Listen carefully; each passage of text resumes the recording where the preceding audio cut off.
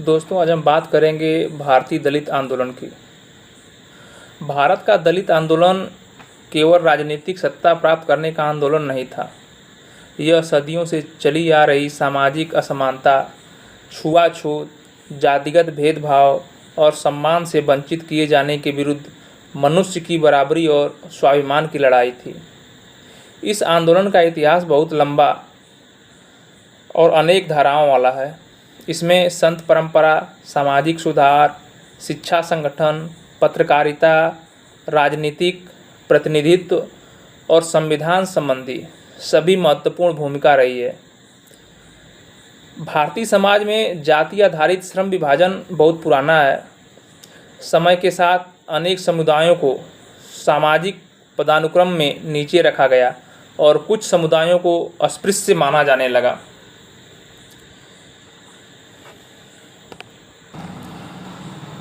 इन समुदायों पर कई प्रकार के सामाजिक प्रतिबंध लगाए जाते थे। अनेक क्षेत्रों में उन्हें सार्वजनिक कुओं, मंदिरों, विद्यालयों और अन्य सामाजिक संस्थाओं तक समान पहुंच नहीं मिल पाती थी। हालांकि इन प्रथाओं का स्वरूप पूरे भारत में एक जैसा नहीं था। अलग अलग क्षेत्रों में अलग अलग सामाजिक संबंध अलग अलग रहे हैं। इन्हीं परिस्थिति ने आगे चलकर विभिन्न प्रकार के प्रतिरोध और सुधार आंदोलनों को जन्म दिया, जिसमें संत परंपरा भी थी। दलित चेतना के इतिहास को केवल आधुनिक राजनीतिक संगठनों से शुरू करना सही नहीं होगा। मध्यकालीन संत परंपरा भी जातिगत ऊंच नीच के विरुद्ध महत्वपूर्ण आवाज़ें उठाए हैं। इनमें संत रविदास का नाम विशेष रूप से महत्वपूर्ण है। रविदास ने मनुष्य की श्रेष्ठता को जन्म से नहीं बल्कि उनके आचरण और आध्यात्मिकता से जोड़ते हुए उनकी विचारधारा प्रस्तुत की। उनकी वाणी में ऐसा सामाजिक व्यवस्था की कल्पना दिखाई देती है जिसमें किसी मनुष्य को जाति के कारण अपमानित न किया जाए। रविदास की परंपरा बाद में उत्तर भारत के अनेक दलित समुदायों के लिए आत्मसम्मान और सामाजिक पहचान का महत्वपूर्ण आधार बना।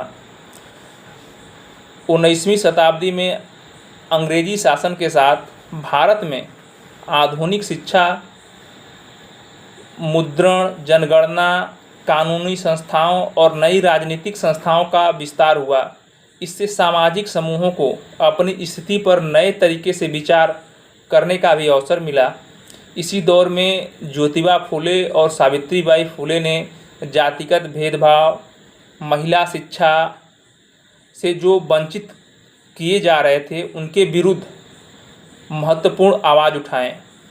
फूले ने ब्राह्मणवादी सामाजिक वर्चस्व की आलोचना की और शूद्र, अतिशूद्र समुदायों की शिक्षा तथा सामाजिक मुक्ति को महत्वपूर्ण माना है। उन्होंने 1873 में सत्यशोधक समाज की स्थापना की। ज्योतिबा फूले की विचारधारा ने आगे आने वाले गैर ब्राह्मण और दलित आंदोलनों को भी महत्वपूर्ण वैचारिक आधार दिया था। दक्षिण भारत के आंदोलन की भूमिका में भी दलित मुक्ति संघर्ष अच्छे से काम किया है। दक्षिण भारत में भी जाति विरोधी आंदोलन विकसित हो गए थे। अयंकाली ने केरल में दलितों की शिक्षा, श्रम अधिकार और सामाजिक सम्मान के लिए संघर्ष किया। तमिलनाडु में बाद में ईवी रामास्वामी पेरियार, जिन्होंने पाखंडवाद और पाखंड में उभरते ब्राह्मण का वर्चस्व, आत्मसम्मान की लड़ाई, जाति व्यवस्था के विरोध में तीखी आवाज़ उठाई। इससे स्पष्ट होता है कि भारतीय दलित आंदोलन एक ही संगठन या एक ही नेता का आंदोलन नहीं था। अलग अलग क्षेत्रों में इसकी अपनी अलग अलग ऐतिहासिक धाराएं थीं। 20वीं शताब्दी के आरंभ में उत्तर भारत में स्वामी अच्युतानंद हरिहर का नाम अत्यंत महत्वपूर्ण हो जाता है। उन्होंने तथाकथित अछूत समुदायों को सामाजिक और राजनीतिक रूप से संगठित करने का प्रयास भी किया है। उनके आंदोलन को आदि हिंदू आंदोलन के नाम से जाना जाता है। अच्युतानंद का विचार था कि जिन समुदायों को सामाजिक रूप से नीचे रखा गया है उन्हें अपने इतिहास और सम्मान की नई व्यवस्था करनी चाहिए। उन्होंने शिक्षा, संगठन और सामाजिक आत्मसम्मान पर जोर दिया था। उनकी पत्रकारिता और सार्वजनिक गतिविधियों ने उत्तर भारत में दलित राजनीतिक चेतना को मजबूत करने में महत्वपूर्ण भूमिका निभाई थी। उत्तर भारत में चमार समुदाय संख्या की दृष्टि से बड़े समुदायों में था। 19वीं-20वीं शताब्दी में समुदाय के भीतर कई प्रकार के सामाजिक संगठन विकसित हुए। कुछ संगठनों ने चमार नाम के बजाय जाटों जैसी पहचान को अपनाने की कोशिश की। आगरा और पश्चिम उत्तर प्रदेश में जाटों संगठनों ने शिक्षा, सरकारी नौकरी, सामाजिक सम्मान, राजनीतिक प्रतिनिधित्व के लिए अभियान चलाए। कुछ नेताओं ने अपने समुदाय की सामाजिक स्थिति को बदलने के लिए क्षत्रिय अथवा यदुवंशी मूल की वंशावली प्रस्तुत की है।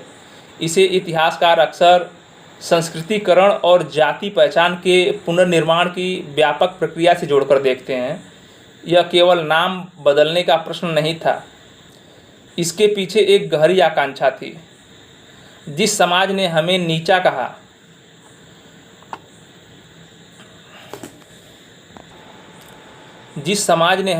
कहा, हम अपनी पहचान स्वयं परिभाषित करेंगे। भारतीय दलित आंदोलन के इतिहास में सबसे निर्णायक मोड़ डॉक्टर भीमराव अंबेडकर के नेतृत्व से आया। अंबेडकर स्वयं सामाजिक भेदभाव का अनुभव करते हुए उच्च शिक्षा तक पहुँचे। उन्होंने शिक्षा को सामाजिक मुक्ति का प्रमुख हथियार माना। उनका प्रसिद्ध संदेश था, शिक्षित बनो, संगठित हो और संघर्ष करो। अंबेडकर के लिए समस्या केवल छुआछूत नहीं थी। उनका मानना था कि जाति व्यवस्था स्वयं सामाजिक असमानता की संरचना को बनाए रखती है। इसी पदानुक्रम में आगे चलकर 1987 का महान सत्याग्रह हुआ।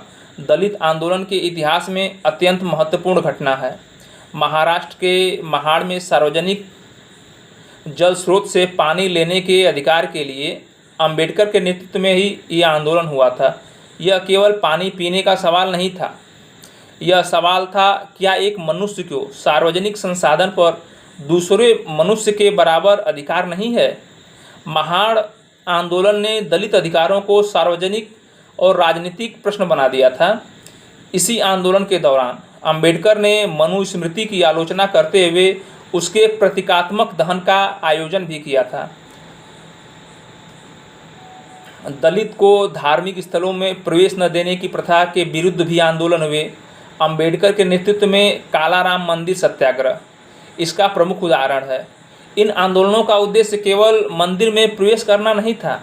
उनके पीछे यह प्रश्न था कि यदि कोई व्यक्ति हिंदू समाज का हिस्सा माना जाता है तो क्या उसे धार्मिक और सामाजिक अधिकारों से बाहर क्यों रखा जाए।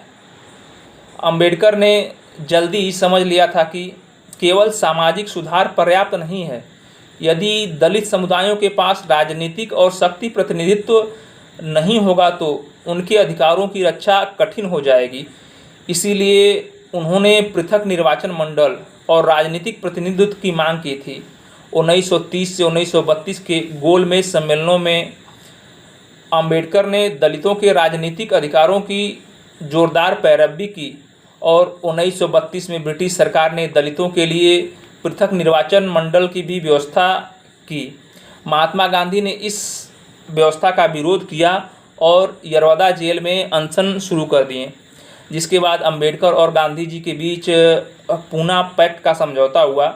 इस समझौते में पृथक निर्वाचन मंडल के स्थान पर संयुक्त व्यवस्था भीतर दलितों के लिए आरक्षित सीटों की संख्या बढ़ाई गई और पूना पैक्ट दलित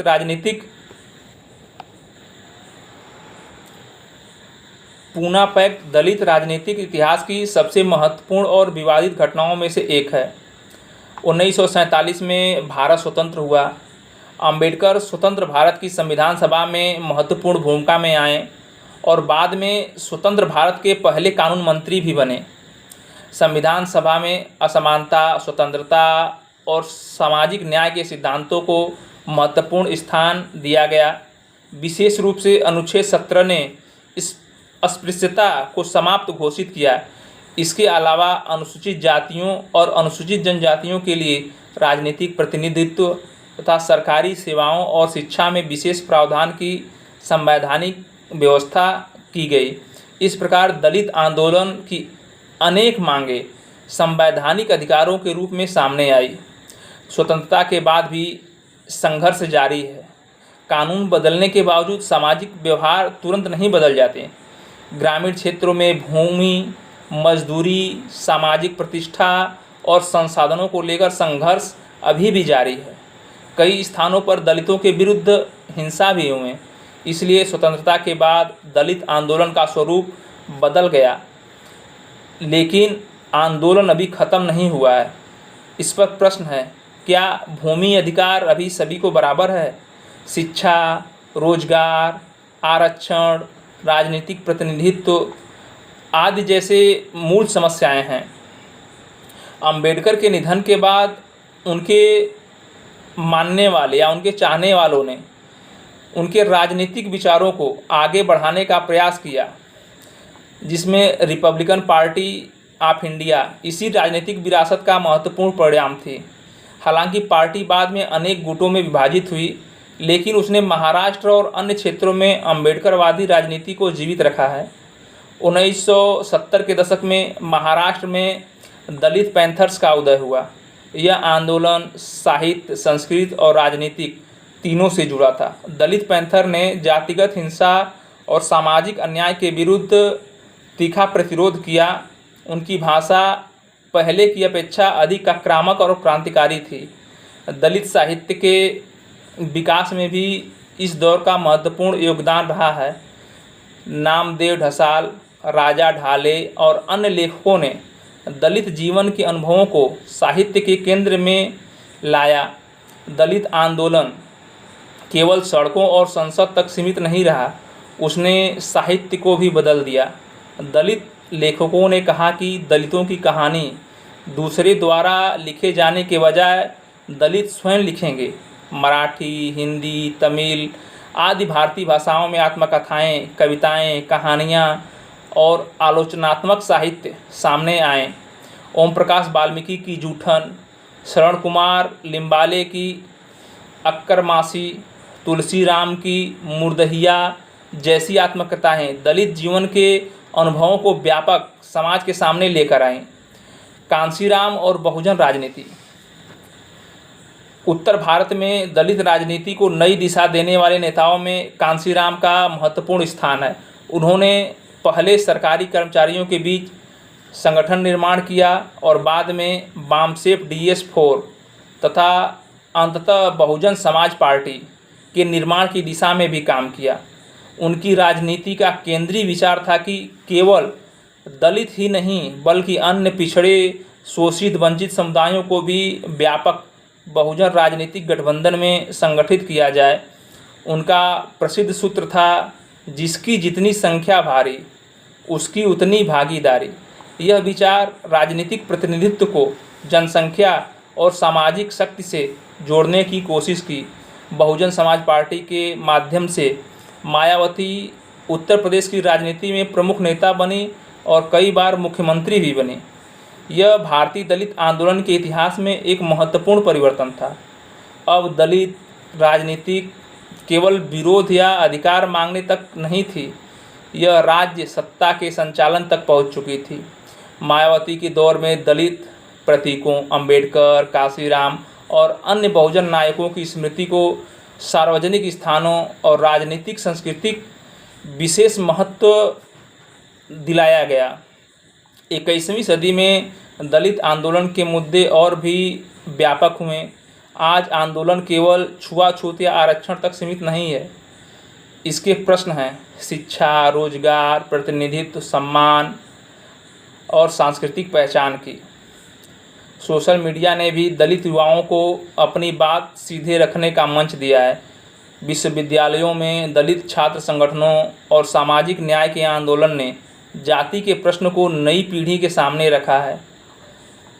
यदि पूरे आंदोलन को एक वाक्य में समझना हो तो उसकी सबसे बड़ी उपलब्धि यह है कि जिस समुदाय को सदियों तक सामाजिक रूप से बोलने का अधिकार नहीं दिया गया। उसने अपनी आवाज़ स्वयं पैदा की। उस आवाज़ ने शिक्षा की मांग की। उस आवाज़ ने सार्वजनिक संसाधनों पर अधिकार का मांग किया, राजनीतिक प्रतिनिधित्व का मांग किया, सामाजिक सम्मान का मांग किया, अपना साहित्य बनाया, संविधान में समानता का अधिकार सुनिश्चित कराया, अपने नायकों को और इतिहास में स्वर्ण अक्षरों से उनका नाम दर्ज कराया और लोकतांत्रिक राजनीति में सत्ता की हिस्सेदारी हासिल की। भारतीय दलित आंदोलन की कहानी किसी एक नेता या एक संगठन की कहानी नहीं है। यह रविदास की समानता की चेतना से लेकर फूले के सत्यशोधक आंदोलन, अच्युतानंद के हिंदू आंदोलन, अंबेडकर के सामाजिक और राजनीतिक संघर्ष, दलित पैंथर की सांस्कृतिक क्रांति आदि महापुरुषों की आंदोलन का परिणाम है, जो आज दलित को समान अधिकार और समानता के विचारधारा और लाइन में लाकर खड़ा किया है। इसलिए दलित आंदोलन का मूल्य केवल जाति नहीं था, उसका मूल था क्या भारत में हर मनुष्य को समान सम्मान, समान अधिकार और अपनी नियति तय करने की समान स्वतंत्रता मिलेगी। यही प्रश्न इस आंदोलन को अतीत से वर्तमान तक जोड़ता है। अगर वीडियो पसंद आई हो तो लाइक और कमेंट ज़रूर करें और चैनल को सब्सक्राइब करें। फिर मिलते हैं अगली वीडियो में, तब तक के लिए नमस्कार।